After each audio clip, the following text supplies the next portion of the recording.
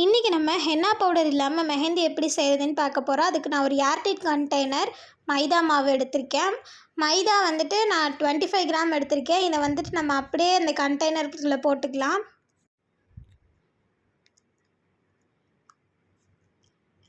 மைதா மாவு first add பண்ணியிருக்கேன் நான். அடுத்தது இதில் நம்ம வாட்டர் சேர்க்க போகிறோம். ஃபர்ஸ்ட் வந்துட்டு அதை மிக்ஸ் பண்ணி விட்டுக்கோங்க. எந்த ஏர் பம்ப்ஸும் இல்லாமல் மிக்ஸ் பண்ணிவிட்டு அதுக்கடுத்து வாட்டர் சேர்த்துக்கோங்க. வாட்டர் வந்துட்டு நமக்கு வந்துட்டு ஒயிட் பேப்பரில் நம்ம பண்ணுறனால நமக்கு கலராக இருக்கணும் அப்படிங்கிறதுக்காண்டி நான் சோயா சாஸை வந்துட்டு வாட்டரில் மிக்ஸ் பண்ணி சேர்த்துருக்கேன். உங்களுக்கு வேணும்னா பீட்ரூட் ஜூஸ் இந்த மாதிரி இது கூட நீங்கள் சேர்த்துக்கலாம். பீட்ரூட், கேரட் இந்த மாதிரி இதை வந்துட்டு ஜூஸை ரெடி பண்ணி வாட்டரில் சேர்த்து கூட நீங்கள் சேர்த்துக்கலாம். கொஞ்சம் கொஞ்சமாக யூஸ் பண்ணிக்கோங்க வாட்டரை. ரொம்ப கொட்டினீங்கன்னா அது வந்துட்டு அதிகமாகிடும், லிக்யூட் ஆகிடும் ரொம்ப.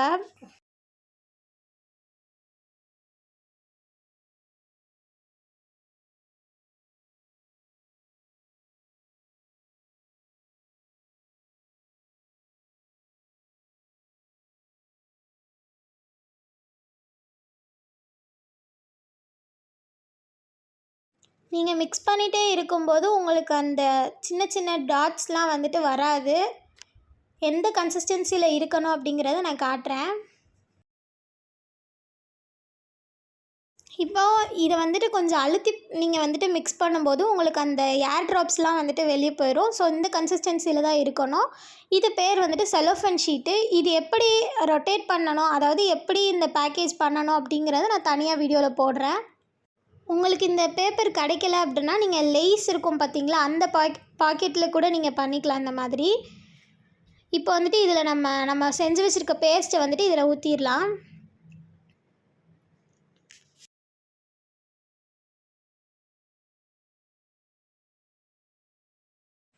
நமக்கு மேலே மட்டும் கொஞ்சம் டச் ஆகாமல் நீங்கள் உள்ளே ஊற்றுற மாதிரி ஊற்றிக்கோங்க. கொஞ்சம் கொஞ்சமாக எடுத்து ஊற்றிக்கோங்க, அதான் கரெக்டாக இருக்கும்.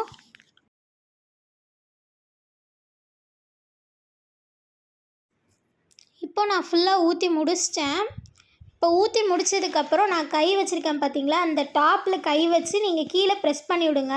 ப்ரெஸ் பண்ணி விடும்போது தான் உங்களுக்கு கீழே பாட்டமுக்கு போகும். அதுக்கப்புறம் நீங்கள் வந்துட்டு ஒரு ஸ்பூன் ஊற்றிக்கோங்க. நீங்கள் ப்ரெஸ் பண்ணதுக்கு அப்புறம் ஒரு ஸ்பூன் ஊற்றுனீங்கன்னா கரெக்டாக இருக்கும்.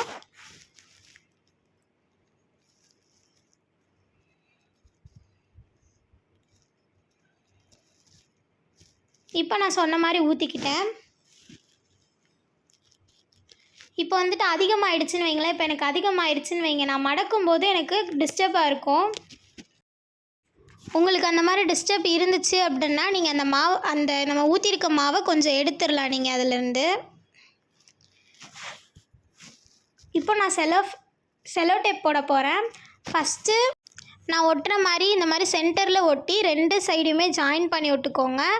ஜாயின் பண்ணிவிட்டு இதை ரெக்டாங்கிள் ஷேப்பில் அப்படியே கொஞ்சம் கொஞ்சமாக மடிச்சுட்டு ஆப்போசிட் சைடு 2 சைடையும் மடிச்சுட்டு இதை இன்னொரு ஃபோல்டு பண்ணணும். இங்கிட்டு ஃபோல்ட் பண்ணிக்கலாம். ஃபோல்டு பண்ணிவிட்டு இன்னொரு செலோ டேப் எடுத்துக்கோங்க. ஃபோல்ட் பண்ணும்போது டைட்டாக பிடிச்சி பண்ணுங்கள், அப்போ தான் உங்களுக்கு நல்லா கரெக்டாக வரும். இப்படி ஃபோல்ட் பண்ணிவிட்டு செலோ டேப் எடுத்துக்கோங்க. செலோ டேப் எடுத்துக்கிட்டு பேக் சைட்லேருந்து ஓட்டலாம், ஃப்ரண்ட்லேருந்து ஓட்டலாம். ஃப்ரண்ட்லேருந்து ஓட்டினா கொஞ்சம் கஷ்டமாக இருக்கும். பேக் சைட்லேருந்து நீங்கள் அப்படியே டைட்டாக பிடிச்சி இழுத்தீங்கன்னா கரெக்டாக வந்துடும். ஃபர்ஸ்ட் ஒரு டேப் போட்டாச்சு. இப்போ செகண்ட் டேப் வந்துட்டு எங்கே போடணுன்னு பார்க்கலாம். செகண்ட் டேப் வந்துட்டு இப்போ நம்ம ஒட்டினதுக்கு அப்படியே ஆப்போசிட்டில் ஒட்ட போகிறோம். ஆப்போசிட்டில் அதே மாதிரி சைடு பை சைடு ஒட்டிக்கிறோம். நம்ம இப்படி நம்ம ஒட்டும்போது நமக்கு அவ்வளோ சீக்கிரமாக வந்துட்டு மேலே கேப் விடாது. கேப் விடலைன்னா நமக்கு வந்துட்டு கோன் வந்துட்டு அதாவது டாப்லேருந்து வெளியே வராது. இப்போ நான் இதை வச்சு எழுதி காட்டுறேன் பாருங்கள் எப்படி எழுதுதுன்னு சொல்லிட்டு.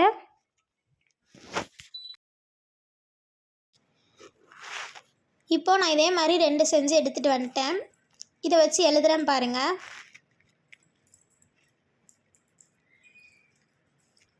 ஃபர்ஸ்ட் நான் ஒரு டிசைன் போட்டிருக்கேன்.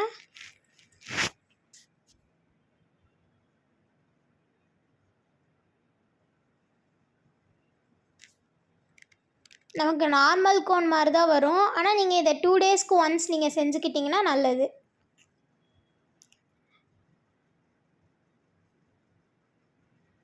பிகாஸ் உங்களுக்கு இதை நீங்கள் வெளியே வைக்கும்போது அந்த காற்று பிடிச்சி அது வந்துட்டு கட்டி ஆகிடும், அதனால சொல்கிறேன். இல்லைன்னா நீங்கள் ஃப்ரிட்ஜில் வச்சு யூஸ் பண்ணுங்கள், கரெக்டாக இருக்கும்.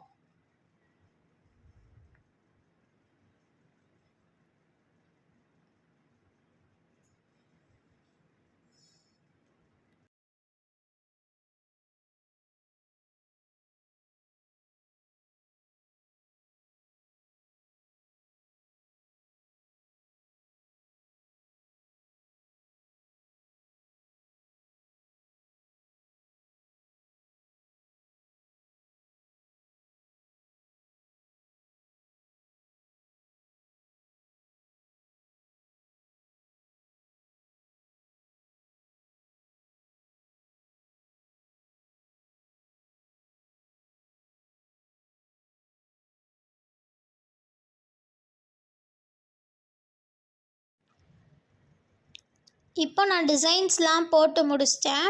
இப்போ நான் உங்களுக்கு இதை வச்சு எழுதி காட்டுறேன், எப்படி எழுதுது அப்படி சொல்லிட்டு நம்ம பார்க்கலாம். நான் ஒயின்ஸ் போடுறேன் பாருங்களேன், பர்ஃபெக்டாக வரும். இதை வச்சு நம்ம ஒயின்ஸ் போட்டோனாலும் டாட் வச்சோனாலும் கரெக்டாக வரும். இப்போ நான் எழுதி காட்டுறேன் பாருங்கள்.